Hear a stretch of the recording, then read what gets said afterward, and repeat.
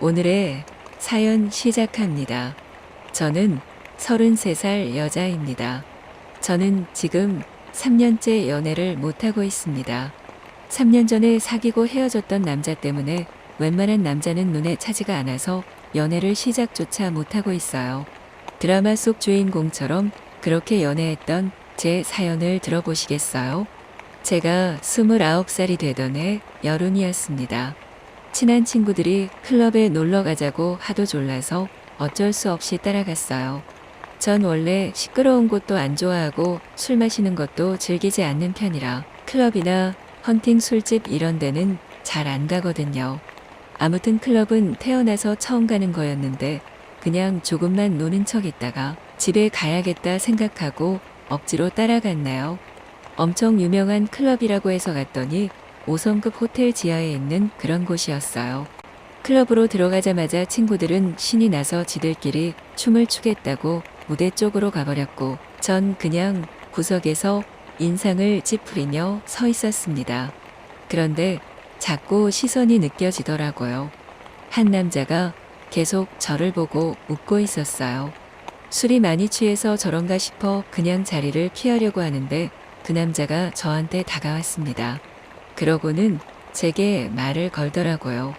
너무 시끄러워서 뭐라고 하는지 알아듣지도 못하겠고 그냥 자리를 피해야겠다 싶어서 지나가려고 하니 제 팔을 확 낚아채서 자기 쪽으로 끌어당기는 게 아니겠습니까?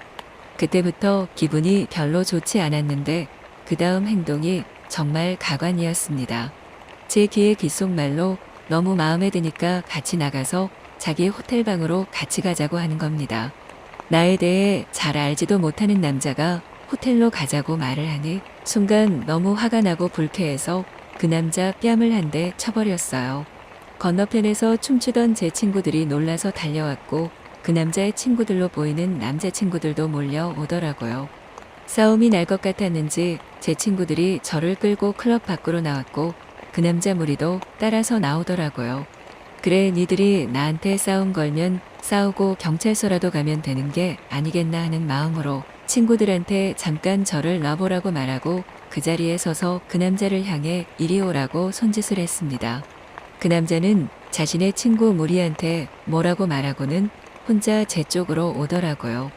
그 남자는 기분 나쁘게 계속 웃고 있었습니다. 지금 뭐 하는 거냐고 다짜고짜 소리를 질렀어요. 그리고는 내가 처음 본 남자랑 호텔방에나 올라갈 것 같은 여자로 보이냐며 어디서 배워먹은 행동이냐고 엄청 화를 냈습니다. 그 남자는 순간 멈칫하더니 저한테 죄송하다고 하더라고요. 그러면서 너무 불쾌하셨다면 죄송하다고 정중하게 사과를 하는 게 아니겠습니까? 사과를 하니 받아주는 게 맞는 것 같아. 저도 오해해서 때린 건 죄송하다고 말을 하고 재밌게 노시라고 말하고 돌아서려고 하니 그 남자가 제 친구들과 저의 즐거운 시간을 뺏은 것 같아서 사과하는 의미로 술을 대접하고 싶다고 말하더라고요. 언제 가까이 왔는지 제 친구들이 끼어들면서 감사하게 합석하겠다고 하면서 저를 붙잡더라고요. 그렇게 그 남자의 친구들과 제 친구들까지 그 호텔 맨 꼭대기층에 있는 스카이 라운지에 올라가서 술을 마시게 되었습니다. 꽤 비싸 보이는 곳이었는데 그 남자는 자주 와본 듯 들어가자마자 익숙하게 주문을 하고 여러 명이 들어갈 수 있는 룸으로 저희를 데리고 갔어요. 자리를 잡고 앉으니 그쪽도 4명 저희도 4명 머릿수가 맞더라고요. 제 친구들은 클럽에서 노는 것보다 이렇게 노는 게 훨씬 좋은 것 같다고 신나서 난리가 났어요. 지들끼리 술 마시고 안주 먹고 잘 놀고 있었고 그 남자는 제 옆으로 오더니 연신 미안하다고 사과를 했어요. 이제 정말 괜찮다고 말했더니 솔직히 제가 너무 자기 이상형이었다고 하더라고요. 그런데 클럽이라는 특성상 다가가는 방법이 좀 경솔했던 것 같다고 사과하면서 오늘은 이렇게 놀고 나중에 따로 시간을 좀 내주시면 안 되겠냐고 했어요. 은근히 저도 그 남자에게 마음이 끌리는 것 같아서 제 번호를 알려주었습니다. 그렇게 그날은 잘 놀고 헤어졌고 그 다음날 바로 연락이 왔더라고요. 같이 저녁을 함께 드시는 거 괜찮겠냐고 하길래 좋다고 하고 만나기로 했습니다. 역시나 좋은 식당을 예약해 뒀더라고요. 밥을 먹으면서 천천히 대화를 해보니 제가 생각했던 것처럼 이상한 사람은 아니고 오히려 엄청 엘리트한 사람이었어요. 우리나라 최고의 대학을 나와서 이름만 들으면 아는 중소기업의 임원이라고 하더라고요. 제 또래로 갔는데 어떻게 임원이 되었냐고 물었더니 아버지가 사장님이라고 하더라고요. 지금까지 이렇게 부자 남자는 만나본 적이 없어서 속으로 깜짝 놀랐지만 겉으로는 아무렇지 않은 척 했습니다. 밥을 다 먹고 저를 집에 데려다 준 그는 저희 집 앞에서 저에 대해 조금 더 알고 싶으니 자기와 좀 만나보는 게 어떻겠냐고 물어보았고 저도 뭐에 홀린 듯 알았다고 대답해 버렸어요.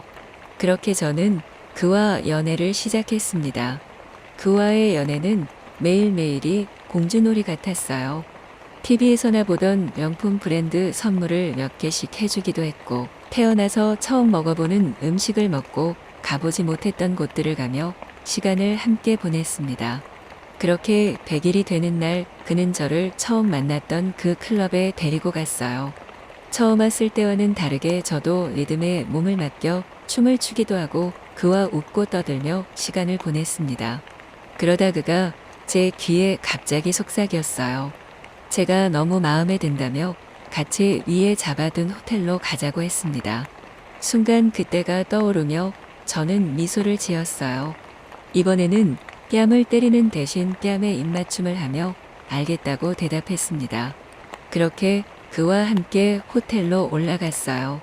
그가 예약해둔 객실로 들어갔더니 입구부터 장미꽃이 뿌려져 있었습니다. 그 장미꽃은 침대까지 쭉 이어져 있었어요. 너무 황홀하고 행복했습니다.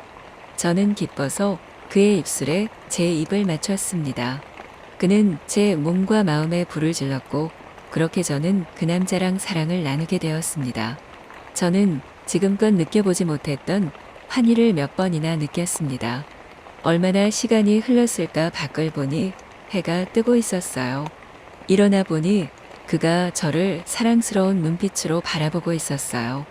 그리고 그의 입술은 다시 제 입술을 찾아 입을 맞췄고 저희는 또다시 사랑을 나누었습니다. 그 이후로도 그와의 로맨틱한 데이트는 계속되었어요. 그렇게 6개월 정도 사귀었을 때 어느 날 그가 제게 할 말이 있다고 했어요.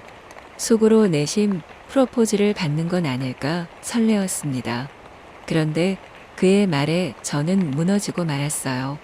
그는 내년에 결혼을 해야 할 것 같다고 했어요. 선자리가 들어왔는데 실제로 보지는 않았지만 서로의 조건도 맞고 회사에 도움이 되는 여자라 결혼을 안 할 이유가 없다고 하더라고요. 저는 너무 당황하고 배신감을 느껴서 당장 헤어지자고 말했고 그가 더 어이없다는 듯 제게 헤어질 필요가 있냐고 묻는 게 아니겠습니까? 결혼은 결혼인 거고 그는 저를 사랑한다고 했어요. 멜로드라마였던 제 장르가 갑자기 막장 드라마로 변하는 순간이었어요. 저는 그를 이해할 수 없었어요. 결혼과 사랑이 따로라고요? 평범한 사람들의 생각은 아니잖아요. 그렇게 전 그와 연락을 끊어버렸고 그 후로도 그에게 만나자는 연락이 꾸준히 왔지만 전화번호도 바꾸고 이사를 해버렸어요. 그렇게 3년의 시간이 흘러버린 겁니다. 남자를 계속 만나보고 썸이란 것도 몇 번 탔지만 연애로는 이어지지 않더라고요. 그와 보냈던 드라마 속 여주인공 같았던 순간들이 계속 저를 괴롭혀서 연애로까지 이어지지 못하고 계속 끝나버렸습니다. 전 앞으로 어떻게 해야 할까요? 제가 연애를 다시 할 수 있을까요?